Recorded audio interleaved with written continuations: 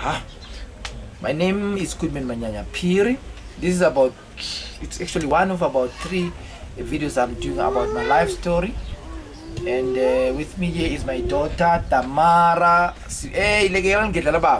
Tamara Sibusisiwe Phiri, who is 16 months old. Trouble someone. Yeah, I think he must go now. Okay, I'm sitting here in Mamelodi. Baba. Yes, Baba. That's how it's now. I'm about to go, please.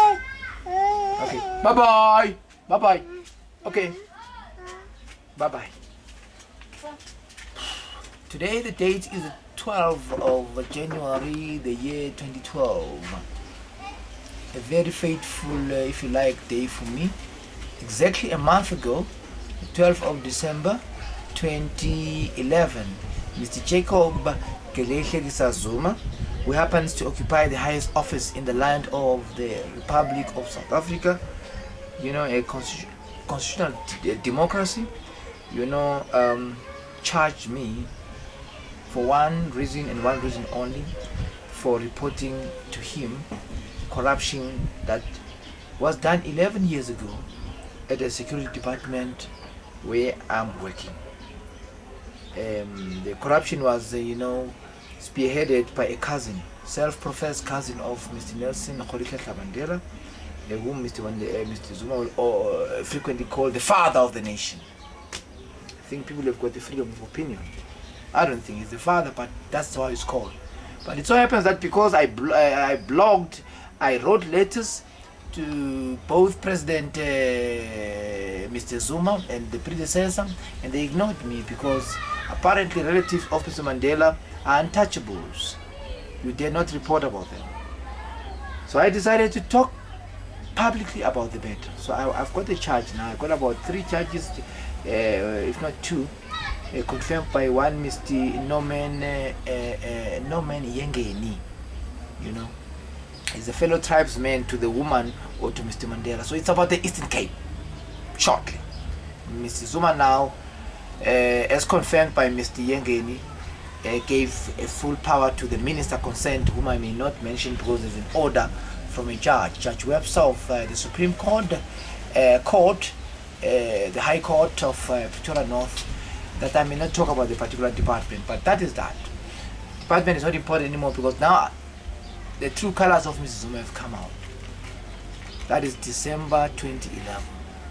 Around March, that is about December to March, what do we have? About 9 months earlier, Mr. Zuma, now it's clear that he was behind it, sent 6 armed soldiers to my house in Lilton to come and you know, raid me, heavily armed guys. I do happen to be an employee of the state. I'm a civil servant, and I'm neither a fugitive nor a dangerous criminal. I just have got ideas that corruption must stop in South Africa, whether committed by relatives of Mr. Nelson Mandela or by ordinary people. We cannot have apartheid after apartheid was destroyed in 1994. But that's a crime to Mr. Zuma apparently. So they sent those guys to come and raid me. I think they were actually sent there to come and kill me. That's my life. So I was thinking that one of these good days I'll be a dead man. Or I might end up, you know, sitting in prison for a long time for something I never committed. So I thought maybe let me talk my life story. Who am I? Who is GOODMAN MANYANYA Phiri? So I'll try to be brief. It's a complicated life, but it's my life. I must accept it, complications or not. Paternally, I'm Phiri, Matanje, Wampuno, Gadunyungu. My ancestors come from present-day KwaZulu-Natal, areas like Kwamhlabya Lingana, where you have got Baroka or Amatonga, who are Zulu speaking. I learned in history as well from the family history that Matanje was, Matanje Phiri was one of the ancient kings of what we call the ancient Azania or Zion. Because you might know that King David or Solomon, one of the 2 holy kings, named a city in Palestine or somewhere there as Zion, it came from the origins of the Jews. The Jews come from, like anybody else in the world, from South Africa. So about 250,000 years ago, there was civilization already here in South Africa, the oldest civilization in the world. And so that's where Azania was, or Zion. So the PHIRI'S, probably the oldest clan name in the whole world. You will find it among whites, so-called whites, Europeans, or whatever other so-called racial groups. You have PHIRI'S. They'll be spelled differently, of course. So that's where I come from. So Matanje, then with the rise of guys like Zwide, very recently now, around the 18th and 19th centuries, the Matanje were wiped out. Our kingdom was destroyed, even though PHIRI ruled the entirety of southern Africa from the Stone Age. We are an ancient, clan name. With the rise of Shaka, then, one of my ancestors called Pikamalaza PHIRI found himself leaving the country as the commander of the forces of Zwangedama. They crossed Zambia, they went into, they crossed Zimbabwe, they went across Mozambique, went as far as Zambia. You'll find even a place called Pikamalaza, that's my ancestor. So that is the Matanje. They were resisting the rise of Shaka, but I'm happy with Shaka. I think Shaka wanted to unite Africa, but I'm talking about those issues in other videos. Then Pikamalaza's son was Maziri Nkunda. Those people were now part of the Tumbuka ethnicity of the Malawians. The Tumbukas principally, if not just largely, formed of former refugees from both Southern Africa and Western Africa countries like Cameroon during different centuries. So that's where we ended up being, but from being what you could call Zulu or pre-Zulu, we ended up being Tumbukas. So Maziri Nkunda is born by Pikamalaza. Pikamalaza gives birth to Maziri Nkunda. Maziri Nkunda gives birth to Jacob PHIRI. Jacob father's bride around the year 1919. Bride is my father. So that's a brief history. Maternally, I'm a Mavimbela. These are Swazi people well trusted in the royal house of the Swazi kingdom. I don't want to dwell a lot. I've talked a lot about the Mavimbelas in other videos. But what is of more interest, and I found a lot of succor and support from, is the fact that my mother, being fathered by Mr. Mavimbela, we actually came from Swaziland. My mother was actually the first generation of the Mavimbelas to be born in South Africa. Married between, if you like, two wives. One Ula Shabangu from the Shabangu clan, and he also married from the Dlamini clan, who are the royal house of Swaziland. So my grandmother, who's actually the woman who brought me up, her name is Elina Mafete Ngosi Dlamini Wekunene.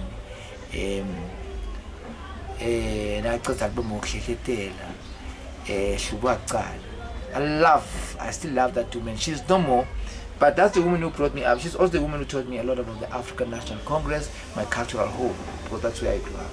And that's probably the reason why people like Jacobs want to destroy me, because I have knowledge of an organization. Some of them are co-running, they don't know anything about, they think it's a property to be used for neo-colonialism.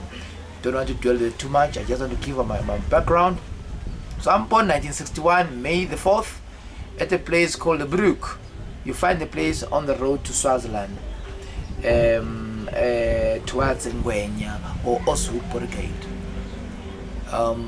So around the age of 6 and 7, my grandmother, the princess, who by the way is the daughter of Princess Kayeza. Princess Kayeza is the younger brother to Prince Folozi Ngosi Dlamini. Folozi is the grandfather to Father Smarto Mkavi. Some of you might know he's one of the prominent members of the African National Congress. He is a relative to me in that sense.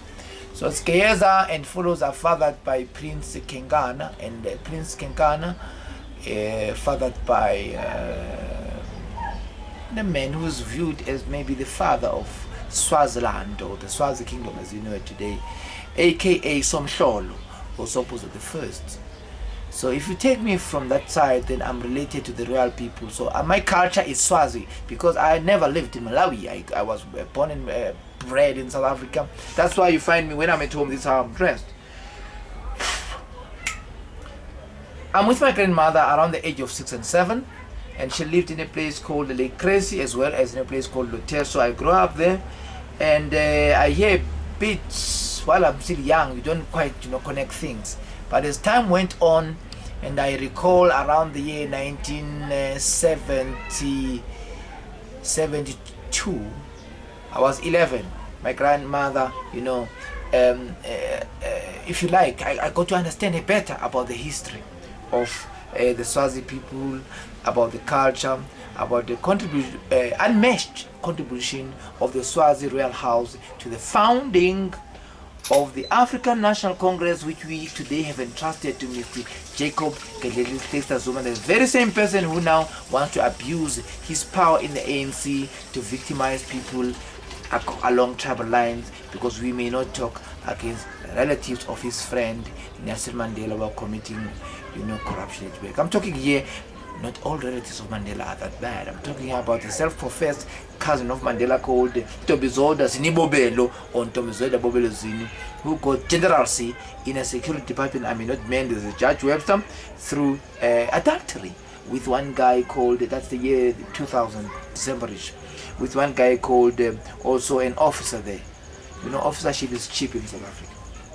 Anyway, called Raymond Atlolanglins. So I'm being victimized by Mr. Zuma for that. But I thought I must just tell you about the background. So around the year 72, I'm with my grandmother still. Prior to that, I was with her from the age 6, 7. I remember around 1968, I was with my granny and my aunt called Belamnis. There's another video I'm doing about pictures of my family. So I was not living at home because for some reason my grandmother, liked me a lot. I'm grateful for that because I learned a lot from him. 79-ish, 1969, I end up later on, my father, reclaims his son, Mr. Bright Phiri. So I end up schooling at a place called Tuyepoort, the Afrikaans, Kanoke Big Afrikaans Brand. Tuyepoort in Mpumalanga, next to Amsterdam. So that's where I kind of repeated my grade 1, or rather my grade 1. We used to call it sub A. So the year 1975, me with my father again. He was a timber logger, Mr. Bright, also called a lumberjack. So I'm still at Tuyepoort. 1970, 1971, we move house. We end up living on a farm called the Lions Glen, owned by one Mr. N. Jacob. November Joe. There's a long story about that guy. His conflict with my father. I don't want to go there now, but that's where I grew up. I'm a farm boy, okay? Call me Johnny Come Lately if you like, in the town, but that's my background. The year 71, I'm at a school called Kamsheng. We used to walk distances or ride bicycles with my siblings.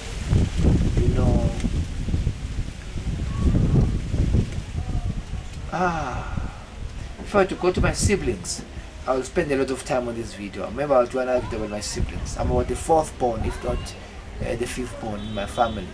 So I don't want to go there, but my siblings were schooling together with them. Particularly an elder brother of mine, 3 years my senior, one Jackson. He's now late. Jackson Vusmuzi Peer. 72, my father decided, because he worked from a station called Loter, it is next to Emelo, that I should do further schooling next to him. So I end up returning actually to my grandmother's. Then I met a friend, one Mr. Trevor's one, childhood friend, who for some reason which he actually if you like divulged to me later on. He said I struck him as an intelligent a fellow student, and he wanted to know what's my secret. Too often people don't understand how people succeed. They think there's a secret potion to success. So Mr. Zwane wanted to see how I succeeded at school. I tended to be always the first, to be the first one, ranked number 1 in my class, and he tended to be number 8. So he called me invited me rather to live with him in town. That's how I moved from my grandmother's. I ended up now staying in town, or resemblance of town, the Black Township of Lotero, a place we used to call Kamhlabanyon. There's a video somewhere I did about that. I might refer to that in the future. 1972, 3 and 4. Principaled at our school by one Mr. Twala and his wife. And then 75, my father decided I must go back to Amsterdam, where my elder brother was attending school then, Mr. Jackson. But 75 was a very important year in my life, because that's when now I started to make contact with members of the Pan-Africanist Congress of Azania. By that time, organization like the PAC, which is the abbreviation for the name, and the ANC were banned organizations. So my brother was, dabbling or getting his fingers, involved, if you like. What's the right word? Involved with so-called terrorists. But I got to get to know those people. But I think there was a kind of I think the PAC knew a lot about our background. I don't know, but because they approached us, we were still young boys. Look, 1975, I was 14 and my brother was only 17, so we're young boys. But we ended up, getting used to, underground guerrillas and stuff like that. 1976, I ended up also, joining the armed wing of the Azanian People's Liberation Army, which is, the armed wing of the Pan-Africanist Congress of Azania, which was the Azanian People's Liberation Army. That's how now, if I'm going to fast forward, I end up around the year, that was my last year, 1994, being a chief broadcaster and a deputy director, if you like, for broadcasting for the Azanian People's Liberation Army, and for the PAC, as well as APLA, the armed wing in Radio Tanzania, Dar es Salaam. So I'm just fast forwarding from the year 1976 or 75 to the year 1994. The long and short of it is I'm a school child, but I'm also, if you like, a child soldier. Fast forward again, from 76, I get my matric. I even start teaching. At some point, my father is being deported, because, this thing of xenophobia is not new in South Africa, but it's only worse now under Mr. Mandela's, dispensation. There was xenophobia started by the apartheid regime. So my father, at some stage, 1981, was, despite the fact that he came around 1914 in South Africa, and he's married to not one, my mother was not the only wife, to about 3 wives. They deported my father in 1981, but I was already working. After my matric, I worked. So I moved from my work. I went to support my father's business, the lumberjack. I took over the job. 82, I was doing the job, but I'm not a lumberjack by nature. I'm an educator. I think I am anyway. My father used to say when I was young that I cut the picture of a great teacher. I don't know. So I ended up being a teacher. So I cut off the work as a lumberjack. I went to full-scale teaching. And around about the year 1982, I was teaching at the primary school at the Gem. It's between Mayflower or Mpuluzi and Lotero. That's the place where my father used to work, and my place for schooling. And then 83, I moved to another school, Kutsala, where things came to a head. There was a principal there, one called Mr. Mklanga. Proof about this. Nobody can say I'm defaming any character. Who was molesting at least one school child, wanting to have sex with the child. So I ended up having a conflict with that principal. He was my principal. I was a junior teacher then, teaching grade 7, mathematics and I think English as well. So when I confronted my principal together with the complainant, my principal, called me names and started to assault me. Unbeknown to him, I'm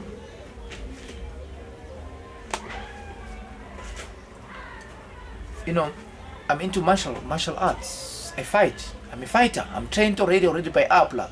So while I was parrying his blows at me, I think I hit the guy. He fell down, and I think for a couple of minutes he lost consciousness. There was a lot of fracas on the college. I don't want to dwell too much there. But the police came. The police made peace. The police understood who's the culprit, meaning the one who's molesting children sexually. And the inspectors came as well, and they forced me, despite my protest, to continue teaching at the same school. They called me the father of the children, even though I was only 22 years old. They said to Mr. Mhlang, who was about 40, how come you, the principal, you are married, you want to sleep with girls who are 15? Why isn't Mr. Phiri here, who is so junior, and not sleeping with the girls? So it was a big issue at Mayflower. You know, that's where my hometown is. But then APLA came and said I must leave for exile. My departure in exile was on the 11th of November 1983, because I was a security risk according to APLA, because the assault, I was told later, was too severe on the guy, and it bore telltale signs that I am trained, you know, for killing people, because that's the job of a soldier, either to kill or to be killed. Anyway, I left for exile, and that's how I met Mr. Jacob Zuma. So while I was in prison in Mozambique, because that's where I ended up, because I had no contact with APLA, he came for me. Mr. Zuma said, but why are you, you know, stuck with the PAC? We are not fighting organization, we are sister organizations, come with us. I had no problem. I grew up under the ANC culture. So I ended up in Angola then. In Angola I found that was the year 84, after 6 months in jail, Mashaba prison. It's a maximum prison. I don't think you find anything more maximal in terms of you know, prisoners in Mozambique even today, more than Mashaba. It's in Maputo. So I end up in 1984, around June 1984. I'm in Mozambique. One of the people who met me, and there's a video about it, the gentleman who was helping me get married to the mother to the little child you saw before, Misty. I did not call too much about the ranks, because he works for the department I may not mention, because Mr. Zuma, you know, used the minister to go and rush to judge web, so that my freedom of expression must be shut down, and they will not succeed. I will not mention the department, but the truth shall set me free. So Simon Sihoho Mabalane was a senior. He is the one now who recommends to Krisani, the comrade, the communist. You might know about him a lot. A very well known member of the ANC who was shot dead. He recommends that I must leave Angola then to help Solomon Mahlangu Freedom College in Tanzania, because I've got this background as a teacher or an educator. So I end up there. What brought me out of Angola was tribalism. I found that Mr. Oliver Tambo, the one who was heading the ANC there, was teaching people songs. I've done another video, I hope it's also online, where we are taught, you know, false history about South Africa by the regime of exile run by Mr. Oliver Tambo, who comes from the Eastern Cape. So there was tribalism, and in fact when I arrived in 84 there was a mutiny. They said that we were fighting about the tribalism going on there. So I ended up now, you know, being hatful. That's the Africans way. That's, I don't want to have anything to do with it. I left that thing. I said, no. The ANC is my home, but if this is what you're doing in your camps, sorry guys. So 85, I'm in Dar es Salaam. I'm sent to a place called in Morogoro, and there I end up now being an adult educator under the organization they used to call it the Southern African Extension Unit. It involved the PAC, the ANC, SWAPO, and all other organizations prior who, you know, were still fighting for their freedom. As soon as you got your freedom, you were of course removed from the list of that organization.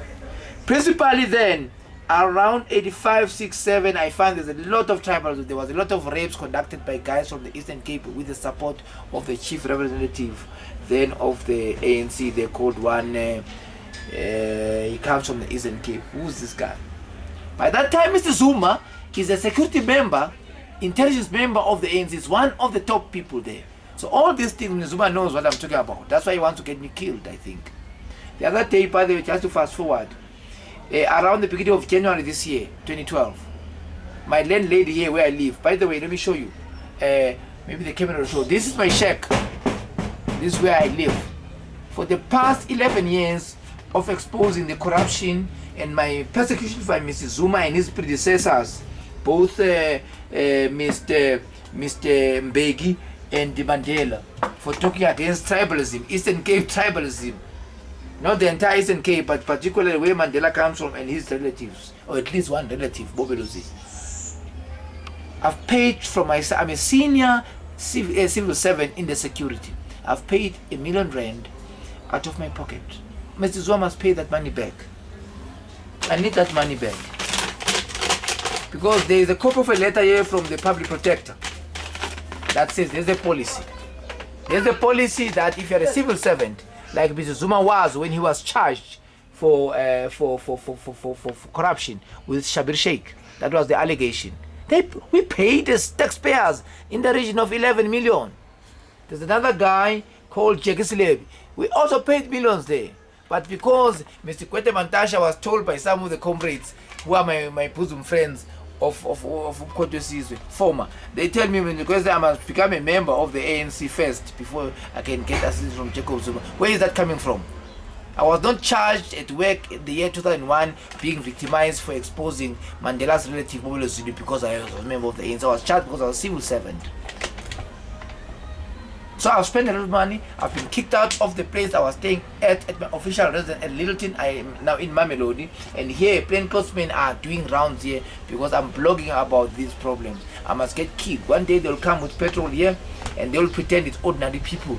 But I know Mr. Jacob Zuma has got a head, and if I should be dying, Zuma must answer for my death. If I should be going to jail, it's because he doesn't want to pay for legal fees in this 11-year-old struggle in the courts. One of my videos here will be talking about I'll be addressing Chief Justice Muhwe to give a hand if he can. If he can't, I'll understand. I'll read this letter. Let me quickly read. It says, written, please quote this reference in your reply. 7/20425/10 dated 31st May 2010. It's addressed to me by the Public Protector's office. It says Mr. GM Phiri, Golf Mike Phiri. Box number, dear sir, in regard to legal fees of the organization, I did not mention it because there's an order now. Mr. Zuma got that minister of his to stop me talking about them. The corruption that's going on there, that the minister, I may not mention, is condoning there. Your complaint has reference. It reads, I was complaining why they don't pay for me for the prosecution of my case, which is at the Supreme Court right now, the High Court, even as high as the Concord. There's a case now I put with the Constitutional Court, but I can't prosecute it because I'm broke. I have no money. Hey, look guys, this is where I live. A former freedom fighter and a senior officer in the security of the Republic of South Africa. This is where I live because Mr. Zuma wants to get me killed, destroyed. He wants to see me committing suicide or something. He wants my children hungry. He wants my... I can't even finish mentioning what he calls. And he calls himself the defender of the Constitution. I don't think he deserves it, but that's by the way. Now the letter continues. Written by Advocate Echo Cilliers, the senior investigator, says, your complaint has reference. Kindly be advised that the Public Protector can, by law, be of assistance to you should it be established that you are being improperly prejudiced by a government official or institution. There's no further establishment. I'm finished. I'm sitting here. I want to move here. After you see this video, I'm going to come out. I'm going to see straight my lawyer. My lawyer, I'm owing Musa attorneys in the region of 30,000. I can't pay. I don't have money anymore because Mr. Zuma is bankrupting me. He's beggaring me because he's protecting prostitution done in the year 2000 by a Mandela cousin, because Mandela is Mr. Zuma's god. That's what it's all about. So the Public Protector doesn't need any other proof. What must I do to show that I've been beggared for exposing corruption? So, but that's what the letter says. It continues as a letter in terms of section 182(1)(a) of the Constitution of the Republic of South Africa, Act 1996. The The public protector has the power, as regulated by national legislation, to investigate any conduct in state affairs or in the public administration in any sphere of government that is alleged or suspected to be improper or to result in any impropriety or prejudice. Well, the public protector has got a job now. I hope they see this video. They must go to the Zuma's office, and there, and this is proof. I'm being victimized. I want to talk about the minister who went to Judge Webster, whom I may not talk about. The minister, prior to approaching the public protector, I went to there's another chapter 9, we call them, chapter 9 institution, close to the public protector, the Human Rights Commission. The minister was summoned there, the one I may not mention because Judge Webster will kill me. When they was summoned for about 2 years to appear there, she refuses. She's a daughter, by the way, the minister, to one of the people Mandela calls, you know, the father. Mandela calls others are fathers of the ANC. Zuma calls Mandela the father of the ANC. Who is the father of the ANC? Both Mandela and the so-called other father, Mandela was born in 1918. Okay? The other father was born around 1912. So how can a man who was born in 1912 or 1918 form an ANC, become a father of the ANC or of South Africa, when they were either not born or they were born the same year with the ANC? They are suppressing another man. I've done other videos about the founder of the ANC peace system. Their children are suffering like me. So there's the victimization tribalism that Mrs. Zuma is busy with here, and is only checking about his enemies. He can go and sue me for this, but the truth is the truth. Tribalism must be stopped in South Africa. Anyway, the letter from the public protector via Advocate Celias ends this way.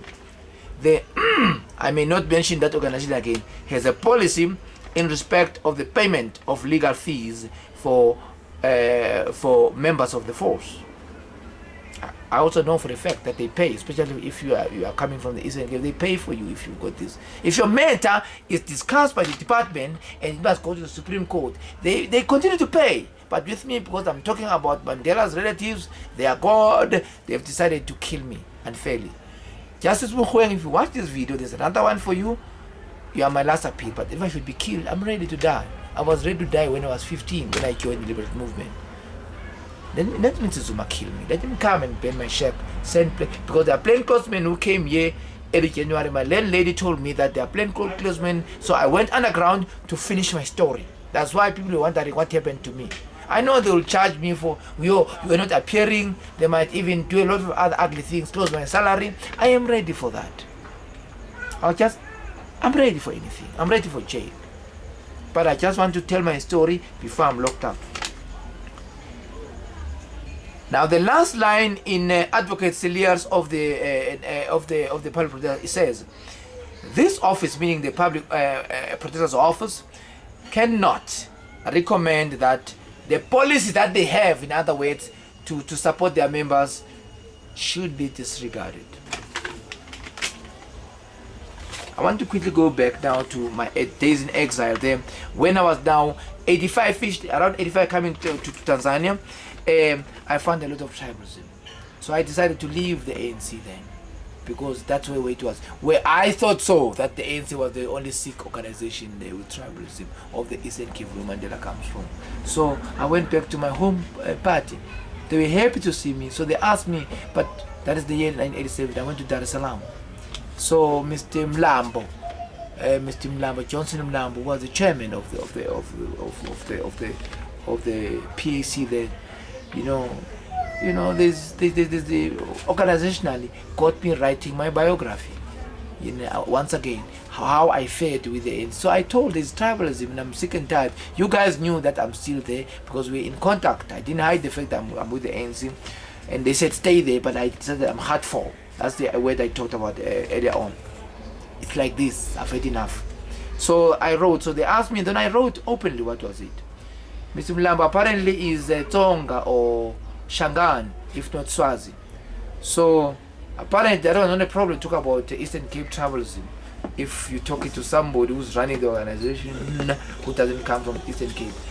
About 2 chairs later, or 2 watches later after Mlambo, there was another head of the PAC. who went by the name of Mlamli Makwetu, Clarence. Ooh, that's where my trouble started. I'm already married to a Tanzanian. There's another video where I'm doing about my relatives. So Clarence Makwetu engineered that my wife, despite the United Nations say so, that they must come back. Hello, baby. Hey, close that tape. Close it. Tamayang. Tamayang. Tamay. No, Tamaya. Tamaya, Tamaya, man. Keep easy, man. Tamaya, please. Sorry about this, because that's the life I live here. Kids are disturbing me, so some of them are very hard of hearing. I'm sorry about that. So I was victimized. They took away my food. Even today, I've got 2 kids that Clarence Makwetu's ran off the PAC because the same tribalism of the Eastern Cape, Clarence Makwetu took off to revenge because I revealed his cousin, I'm told their cousin Mandela, that the ANC through Oliver Tambo was running. So I was victimized. So as a result, when I came to South Africa, I went to the TRC about it. If you read the TRC, there's a report here, I'm reading here, volume 2, chapter 4. Let's get the title of this book. Basically the report, I think it was the preliminary report by the Truth and Reconciliation Commission. So they say here, where I went to report, they say page 374,